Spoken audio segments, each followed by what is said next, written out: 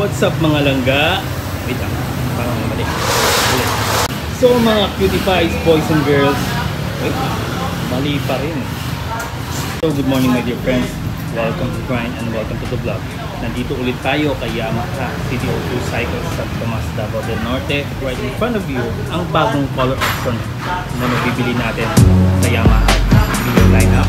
This is the GRS my dear friends. Kung sawa ka na sa high maintenance na 125cc mo, and sawa ka na rin sa paulit-ulit na magpalit ng upuan every 3 months, or sawa ka na palagi na lang sinasabi na mabilis pero hindi naman maganda. Without further ado, let's give it a proper beat.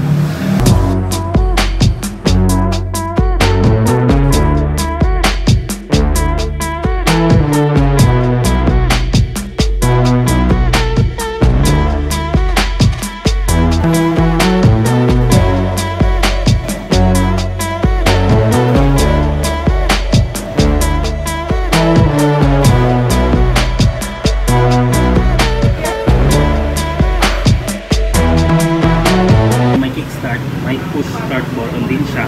125cc, air-cooled, 4-stroke, single overhead cam with 2 valve. Fuel injected siya with Blue Core engine. So when it comes to the power, kaya niya pumalo ng 9.9 horsepower at 8,000 RPM, 9.6 Nm of torque at minimum 5,500 RPM. Isa sa pinaka-advantage nitong motorsiklo na to, that's why they keep the specification that way, 4.2 liters gas tank capacity. This kaya niya pumalo ng 50 to 60 km per liter.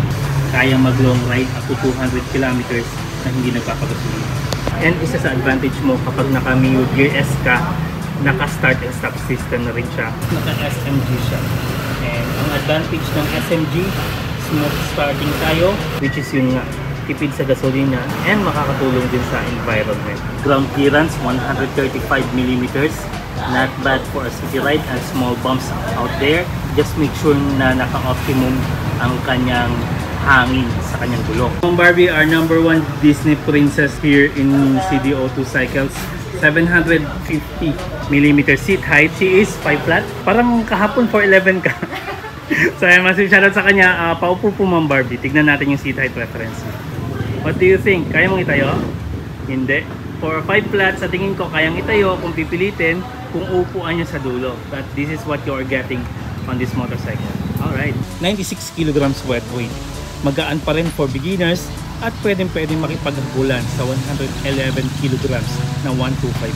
I'm not in particular actually with the brown color, pero pag naglabas ang isang hapon na motorsiklo, ang ganda ng pagkakagawa. Hindi mo ma-deny yung pagiging jungle type niya or yung pagiging rough looking niya kumbaga.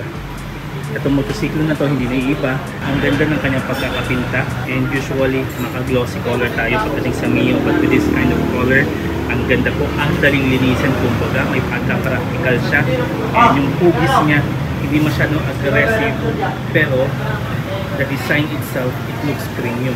Naka-LED po tayo headlights. Fortunately, even though this is activated, we cannot start it on. Ito po yung may papakita ko sa inyo so ngayon, ang kanyang hazard light, which is naka-bulb, but still premium looking kasi nga dahil sa kanyang mga diffusers, still having a bulb light on the DRL, pero okay lang po. From the front, ang ganda ng pagkakagawa. Matambok ng konti yung kanyang fender, so may chance pa natin palakihan o patabain ang ating gulong. Body, I love the way it looks. Pinalinisan talaga siya ni Ma'am Grace. Shoutout sa kanya to make it more appealing to the eye kapag dinat natin, and this is what we are getting. And so, kumikinang siya kahit pa. And have to say, the stickers are seamless as well. Kung lalapitan natin, ayun, hindi mo masasabing sticker or decal kasi nga it matches the color of the motorbike. Ang ganda po ng mga branding na makikita mo sa kanya. Masasabi mong premium looking. Even on this part as well, my dear friends, premium looking black plastics. May mga rough edges din siya. Ang kanyang footboard, ito po yung makukuha natin. Meron siyang ganitong styling para kumakapit talaga yung sapatos mo o yung tsinelas mo. Kumbaga, also on this part kung gusto mo mag-racing, and also on this part as well. And sa tingin ko, napaka-practical and overkill yung pagkakagawa kasi nga nilagyan din ng space dito, I think for the pillion, or otherwise you may use the pillion peg as well, my dear friends.